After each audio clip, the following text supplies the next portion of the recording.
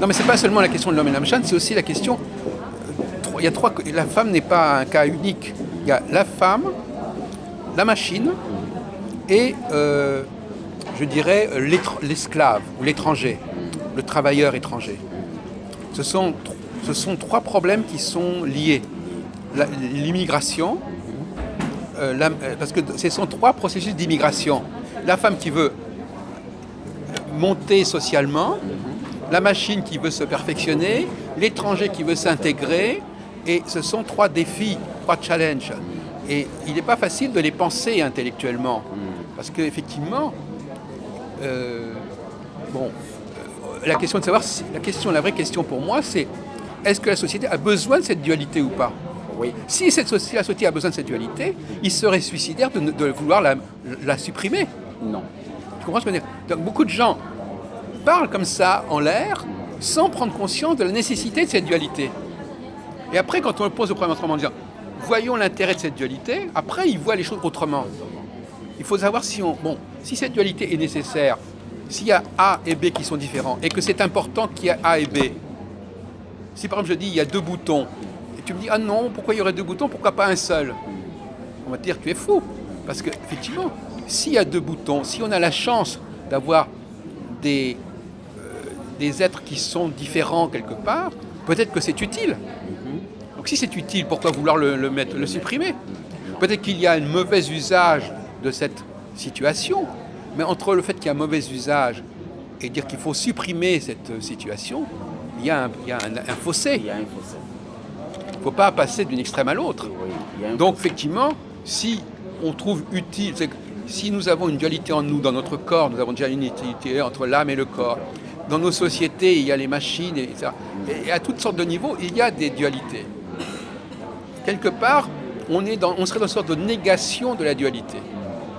On dirait, nous n'avons plus besoin de la dualité. Mais dire ça provoque des conclusions énormes.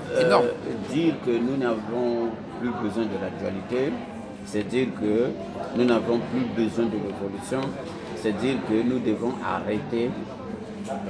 Non, ça veut dire que nous voulons revenir à un androgyna. C'est-à-dire un androgyne. L'androgyne, il n'a pas de dualité. C'est-à-dire qu'il a une dualité, il ne veut pas se décharger. La notion, tu vois que c'est important ça. Se décharger, se délester, se soulager d'un poids. Or, on sait ce que la concentration d'énergie provoque à la suite, c'est l'explosion. Oui, il y a ça aussi, bien sûr. Mais d'un autre côté, j'aime beaucoup le mot concentration, parce que le mot concentration, quand on veut par exemple faire des choses importantes, par exemple, pour prendre un cas qui va t'amuser peut-être. Moi, je propose, par exemple, quand il y a un rapport sexuel entre un homme et une femme, l'activité neurologique n'est pas la même, à mon avis, chez l'homme et chez la femme. Non. L'effort, la dépense d'énergie, la concentration d'énergie n'est pas la même. Non. Et ça, je crois qu'on peut l'étudier. On l'étudiera peut-être plus tard dans les années à venir. Mais le travail n'est pas le même. L'homme dépense beaucoup plus d'énergie dans l'acte sexuel au départ que la femme. Voilà, maintenant, et dans tout ça, c'est la femme qui se fuse après. Comment? C'est la femme qui se fuse après. Voilà, c'est ça. Elle est dans elle va gérer, elle va prolonger, elle va poursuivre dans le temps. Donc finalement, l'homme, il va concentrer dans un temps très court, et la femme, elle va étaler son travail. Voilà. Donc on va passer du qualitatif au quantitatif. Et c'est ça qui distingue aussi l'homme et la femme. La femme va pouvoir... mais l'homme, il y a une sorte d'économie. Et normalement, l'homme, il doit s'économiser. Il ne doit pas s'épuiser. Il faut qu'il garde son énergie. Et donc, pour pouvoir garder son énergie, il faut qu'il transmette le travail à quelqu'un d'autre, qui va faire un travail plus mécanique. C'est ça qui se passe. Pourquoi est-ce qu'on fait appel à des étrangers pour certains travaux? Parce que c'est des travaux qui sont pénibles, qui sont répétitifs. Et donc, par conséquent, ils sont à la fois pénibles, mais à la fois, comme ils sont répétitifs, c'est facile de les faire par d'autres personnes moins compétentes. Si on prend par exemple le cas de l'Amérique, par exemple, le taylorisme dans le nord des États-Unis, pour les usines, pour le travail à la chaîne, tout ça, ça a permis d'utiliser énormément de noirs du Sud. C'est la machine qui a permis l'intégration des noirs aux États-Unis. Mais l'intégration par le bas. C'est-à-dire que donc finalement on arrive à un paradoxe amusant, c'est que soit c'est, moi je disais de manière un peu ironique, soit on arrive à monter, soit on fait descendre les autres. Tu vois ce que je veux dire? C'est-à-dire que soit on augmente, on essaie de faire des travaux de plus en plus difficiles, soit on facilite le travail. Et après on va dire, bah, tu vois, je fais comme toi. Donc finalement, on est dans une société où le travail est de plus en plus mécanique, et donc par conséquent, où n'importe qui peut le faire, aussi bien un homme qu'une femme. Donc on nivelle par le bas l'activité intellectuelle, l'activité sociale. Et donc, en fin de compte, on a l'impression d'une égalité entre les hommes et les femmes parce que le travail lui-même est devenu de plus en plus basique. Donc, comme il est basique, il est à la portée de n'importe qui. Et ça n'est pas une grande gloire d'être dans l'égalité quand le travail est devenu aussi basique. Oui, en venant ici, j'ai essayé un peu de parler d'une société de conservation. Donc, une société de consommation. Pardon. Oui.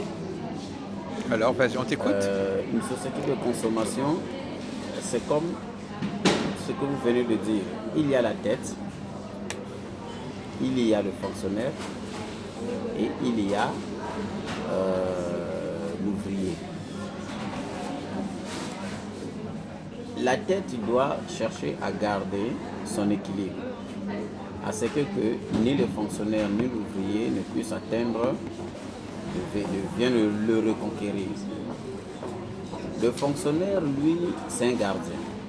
Il dit, moi on m'a laissé là à la porte, je surveille à ce que l'ouvrier ne passe pas voir le chef. Mais l'ouvrier, lui, c'est un conquérant. Comme tu viens de dire, l'ouvrier, lui, veut monter, il veut quitter son état de dépendance de consommateur pour atteindre le sommet du patron. Et le plus souvent, c'est l'ouvrier qui atteint le sommet du patron. Parce que si lui atteint le sommet du patron, il dit que je suis Dieu. Maintenant, qu'est-ce qui se passe entre ces trois stades? Pour que l'équilibre y maintienne, il faut que l'ouvrier consomme, accepte tout ce que la tête lui impose. Si l'ouvrier refuse, il dit cette fois-ci je ne peux plus assez consommer ce que la tête m'impose, il y a déséquilibre. Et ce déséquilibre va conduire au désordre. On en a vu ça dans la société égyptienne, lorsque l'esclave, dit entre guillemets esclave, a fait sa révolution avec Moïse. L'Égypte a connu sa chute.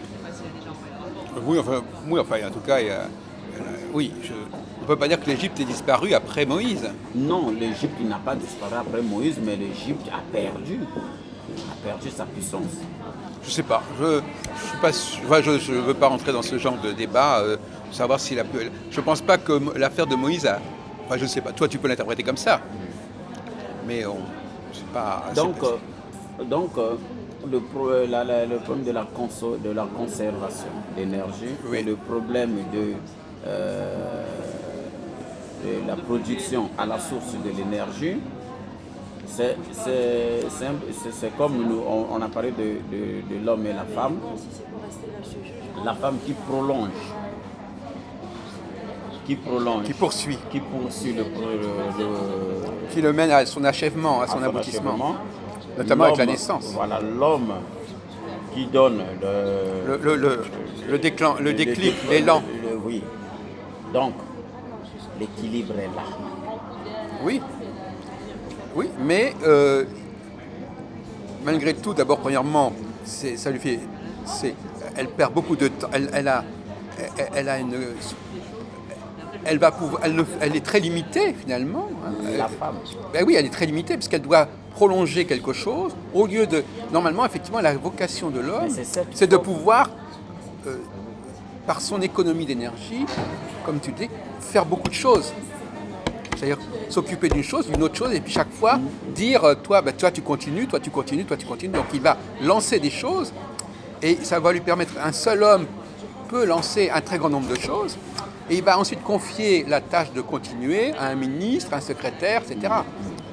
Mais le secrétaire, lui, il va s'épuiser à s'occuper que de cette chose-là. Et il n'aura pas les compétences de celui qui dirige. Parce que pour s'occuper d'une seule chose, il ne faut pas la même intelligence que pour s'occuper d'un grand nombre de choses. Donc effectivement, quelqu'un qui est condamné à... Et d'autre part, une question encore plus intéressante, c'est est-ce que la femme est contente d'avoir apporté l'enfant pendant 9 mois? On dit que ça fait partie de son identité, mais en réalité, c'est une corvée, c'est une contrainte. Mais c'est comme ma Chine aujourd'hui dirait que chaque fois faire sortir les billets de banque, ça c'est une corvée pour moi. La machine ne fait plus ça. Mais c'est pour ça que je dis que la femme et la machine, c'est très proche. Mais l'homme aussi est une sorte de machine parce que l'homme aussi doit fournir, doit produire chez la femme. Ah non. Oui, mais c'est une machine beaucoup plus perfectionnée. L'homme? Oui. Sur quel plan? Puisque c'est lui qui va donner la graine, qui va être la source. Et après, c'est comme si tu disais, c'est pas de la logistique, voilà, je lance un truc, maintenant, pour les détails, on va passer à mon secrétaire, il va continuer les choses. Hein? On sait très bien que celui qui continue, il ne fait que poursuivre sur une lancée quelque chose. Il est que sur la lancée qu'on lui a donnée, sur la mission qu'on l'a envoyée. Mission, et moi je te donne une mission. Celui qui reçoit une mission, c'est pas celui qui donne la mission. Non. L'homme, il n'est pas dans l'homme épanoui. Il n'est pas dans celui qui accomplit une mission. Il est celui qui donne la mission. C'est la femme qui est missionnée à porter l'enfant. C'est pas l'homme qui est missionné à faire l'enfant. Donc, nous on pense que en toute chose c'est le point de départ qui est un peu difficile par rapport. Et ben voilà. D'ailleurs, il y a un proverbe qui dit qu'il n'y a que le premier pas qui compte. Dans le domaine de la création, même de la recherche scientifique, c'est celui qui a eu le premier l'idée, et après ça peut être repris par d'autres, mais ils n'ont pas le même mérite. Non, ils n'ont pas le même mérite. Ils n'ont pas le mérite. Et même s'il le fait mieux, ce n'est pas lui qui aura mis la graine. Oui, non. Alors voilà, donc là aussi, il y a une dualité à la fois dans l'espace et dans le temps. Dualité dans l'espace, mais aussi dans le temps. Il y a celui qui a commencé et celui qui continue. C'est pas la même chose. Donc,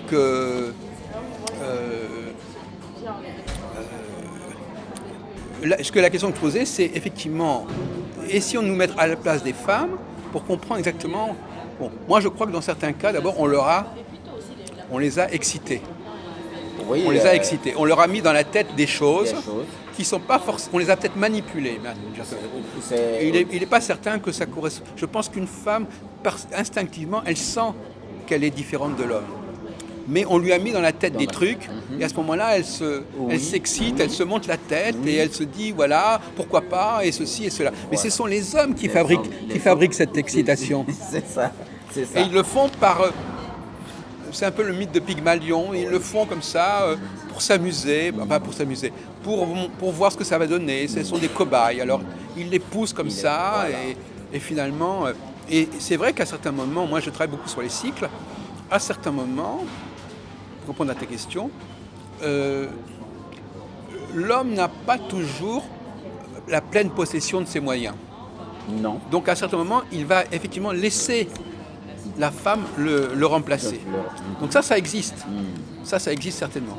Et alors la femme, quand elle voit que l'homme lui passe la main, elle se dit, l'homme est fini. Alors qu'en réalité, c'est cyclique. Tu vois ce que je veux dire? C'est-à-dire qu'il y a A, B, A, B. Donc A, il est en pleine possession de ses moyens. B, il transmet. Et les gens vont dire, ah ben ça y est, on n'a plus besoin. Par exemple, prenons un cas assez amusant, c'est la musique. Les gens vont écouter des musiques de Beethoven, de Bach, de Brahms, qui sont déjà anciennes.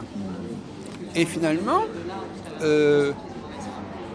moi j'entends souvent les gens qui disent on n'a pas besoin de compositeurs aujourd'hui, on a suffisamment de choses déjà installées.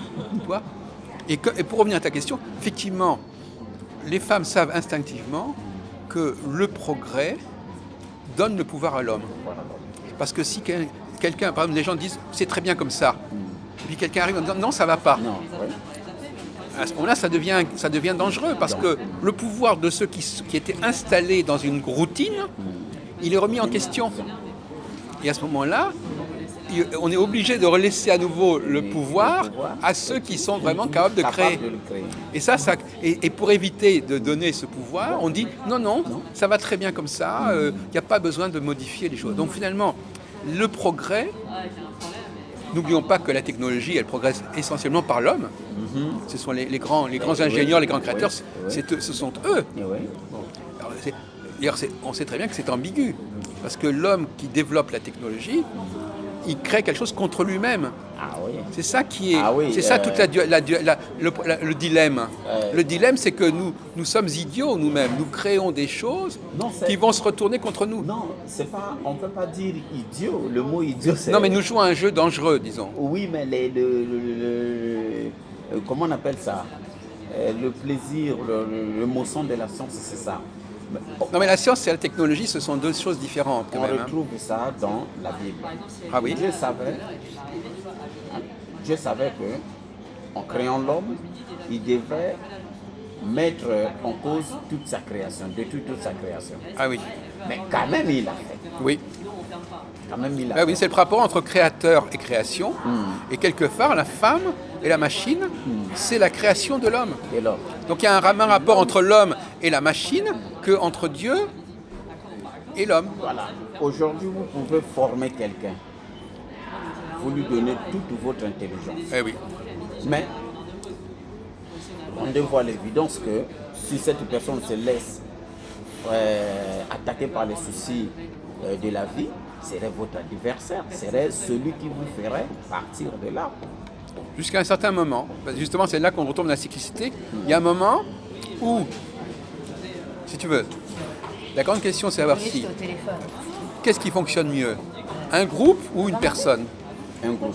Voilà, donc c'est un débat, c'est un débat, parce que ton cerveau, on sait que le cerveau est très complexe. Oui. C'est plus complexe que toute une société, d'une certaine manière. Donc effectivement, il y a un débat. Soit la société fonctionne autour d'un cerveau, soit elle va se complexifier pour essayer d'être au même niveau que le cerveau. Mais on s'aperçoit que cette complexification, elle a des dysfonctionnements. Et à un moment donné, les trucs très complexes ne fonctionnent plus. Et à ce moment-là, on dit non, il vaut mieux une seule personne qui maîtrise l'ensemble de la question que tout un réseau de gens.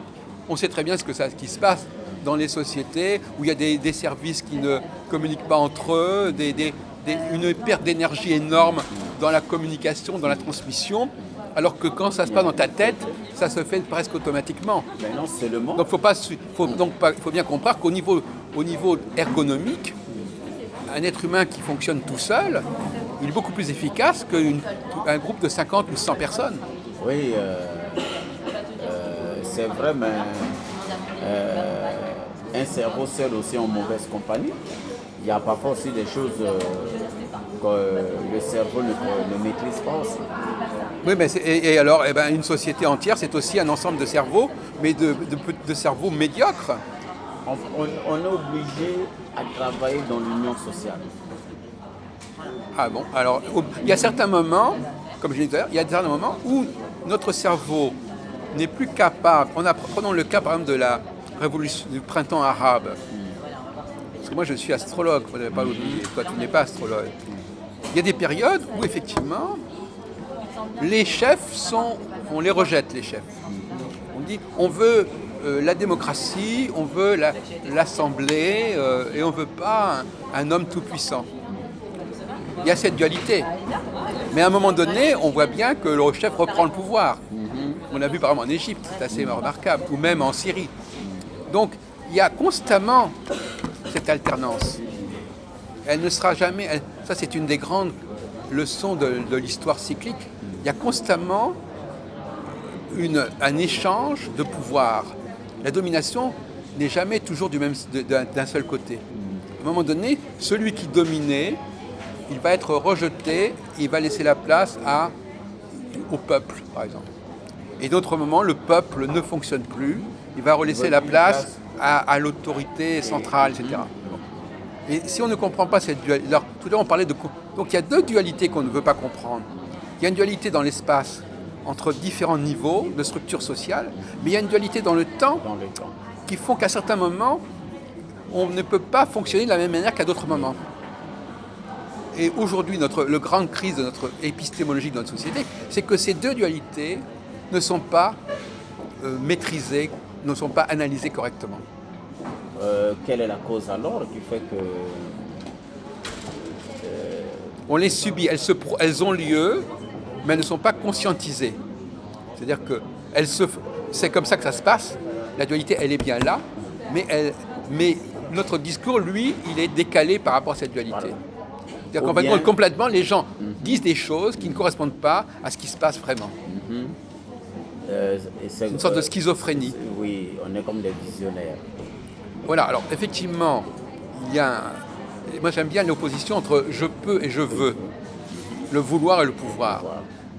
Les gens veulent que le vouloir remplace le pouvoir. Pouvoir pas au sens du pouvoir, mais je peux, les potentialités. Et effectivement, il y a tous des gens qui s'excitent sur le vouloir. Je veux ceci, je veux cela, et ils ne tiennent même pas compte véritablement de ce qui est. Je veux avoir, je ne sais pas comment, je veux ceci, je veux cela. Or, c'est la volonté. Se repose dans le pouvoir. Comment ? Si je ne peux pas réaliser des choses, si je n'ai pas les capacités. Mais beaucoup de gens s'imaginent, et donc c'est là que la question se pose. La question, c'est pour ça que beaucoup de gens utilisent beaucoup la sociologie, nous disent oui, les femmes, on ne leur a pas permis ceci, on ne leur a pas permis cela, et ça explique pourquoi. Mais ça, c'est une théorie. C'est une théorie. Moi, je suis en faveur de la sociodiversité. C'est-à-dire que je pense qu'il faut des expériences différentes de fonctionnement social sur la planète. Et surtout pas un seul modèle unique. Il faut essayer des choses. Quelqu'un dit, donnons plus de pouvoir aux femmes. Je dis, faites-le, mais faites-le pas à l'échelle de l'humanité. Faites-le dans un pays donné. On verra bien ce que ça donnera au bout de 10 ans, 20 ans. Le problème, c'est que politiquement, les gens ne veulent même pas expérimenter. Ils veulent qu'on mette tout dans le même sac et que, voilà, une sorte de fuite en avant, on va tous dans la même direction. Non. Il faut essayer. C'est pour ça que la disparition du communisme est un problème, parce qu'on avait au moins l'idée que l'humanité avait essayé plusieurs choses. Ça pouvait échouer, mais on essayait plusieurs choses. Mais actuellement, on est dans un mode de fonctionnement où il n'y a même plus d'alternative. C'est-à-dire qu'on ne dit pas, on va créer une société A sur cette base-là, une société B sur cette base-là, une société sur cette base-là. À mon avis, c'est ça la sagesse. C'est de dire, on verra bien. Il y a plusieurs hypothèses de travail, on verra bien, mais ça veut dire qu'il faut accepter qu'on fasse des expériences avec des sociétés entières. C'est-à-dire que les politiciens, notre humanité accepte que l'on vérifie certaines hypothèses. Et on ne peut le vérifier que sur le long terme et sur une grande échelle. Non, ce que vous venez de dire à propos du rôle de la femme dans le temps, c'est vraiment bien. Je peux même témoigner en disant que ici, la société française, la femme a plus de droits que l'homme. Peut-être. Par exemple, un exemple, c'est l'économie. C'est beaucoup plus facile pour une femme de vivre dans notre société que pour un homme. Parce que l'économie, on paye qui ? Qu'est-ce qui a droit à un salaire ? C'est celui qui fait un travail qu'on lui a demandé de faire. Donc c'est l'esclave. L'esclave, économiquement, il est privilégié par rapport au créateur. L'esclave, les gens vous disent, moi je m'en moque de ce que je fais du moment qu'on me paye. Donc pour quelqu'un qui est disposé à faire ce qu'on lui demande, à accepter une mission par exemple, voilà, moi j'ai un travail à faire, je vais prendre une femme comme secrétaire et je vais lui dire, voilà, je vous paye 1500 € par mois et puis vous copiez ceci, vous copiez cela. Je vais payer cette femme. Mais moi, ça me rapporte pas. Bon, donc finalement, être une femme, d'un point de vue économique, c'est relativement commode. C'est beaucoup plus difficile de réussir. Les hommes, c'est le grand écart. C'est-à-dire, soit vous devenez millionnaire, soit vous devenez clochard. La vie d'une femme est beaucoup plus... Alors effectivement, elles ont le pouvoir. D'abord, il y a les démocraties. Alors, la démocratie, elle donne le pouvoir aux femmes. Mais ça, c'est un système politique qu'on peut contester. Vous savez que jusqu'en 1944, les femmes n'avaient pas le pouvoir, n'avaient pas le vote en France. La question de la démocratie, pour moi, c'est un système politique tel qu'il est vécu actuellement, qui est vicieux. Parce que si vous voulez parler du pouvoir, là, on peut jouer sur les mots, en disant, effectivement, les femmes ayant 50% ou je ne sais pas combien des votes, est-ce qu'elles ne peuvent pas imposer leur... Et paradoxalement, elles ne votent pas forcément pour des femmes. Vous voyez, où les femmes ne sont pas si idéologiquement comme ça polarisées que cela. Demandez à une femme si elle préfère écouter des musiques des grands compositeurs hommes ou des compositeurs femmes, elles vont préférer les hommes. Donc finalement, elles sont elles-mêmes dans une sorte de contradiction effrayante. Parce que, regardez, par exemple, vous allez avoir des féministes et vous allez les retrouver écoutant religieusement Bach, Mozart, Brahms. Et vous leur demandez, et vous connaissez les compositeurs féminins? Non, on ne les connaît pas. Donc elles sont en porte-à-faux, comme on dit, en porte-à-faux entre ce qu'elles font ou ce qu'elles disent. Et elles disent des choses et elles en font d'autres choses. Donc finalement, il y a un instinct primaire qui est là et qui revient, et comme on dit, chasser le naturel, il revient au galop. C'est-à-dire qu'en fin de compte, on refoule des choses, on dit non, on veut plus ça, et puis finalement, ça ressort, ça sort par la porte et ça revient par la fenêtre. Donc voilà, donc c'est pour ça qu'il est difficile aujourd'hui. Donc moi je pense que le grand problème, mon cher Okana, c'est que cette idéologie qui brouille les choses, elle affaiblit les femmes quelque part. Donc finalement, non seulement les femmes ont une situation qui n'est pas facile, mais si en plus il y a cette histoire du déni, moi j'aime bien le mot déni, parce que l'opposé de la conscience c'est le déni. Je suis conscient ou bien je nie les choses. Donc elles sont quelque part presque toutes dans le déni aujourd'hui. C'est une maladie contagieuse. La plupart des femmes, vous leur demandez, vous les branchez sur cette question-là, elles vont être dans le déni, elles vont dire non, ceci, ça. Et en même temps, on verra que dans leurs études, dans leurs pratiques, etc., elles ont lu Platon, elles ont lu Marx, elles ont lu Kant, et qui ne sont pas des femmes. Donc, je crois que si je me mettais dans le cerveau d'une femme, je crois que ça serait assez effrayant. Parce qu'il n'y a pas eu un penseur femme. En tout cas, on voit par exemple le XXe siècle qui s'est terminé. On voit que les conditions ont été beaucoup plus favorables, mais qu'elles n'ont pas fait la démonstration de la chose. Alors on va continuer à dire ah oui, mais vous savez, c'est la domination masculine. Mais comme on dit en français, la domination masculine, elle a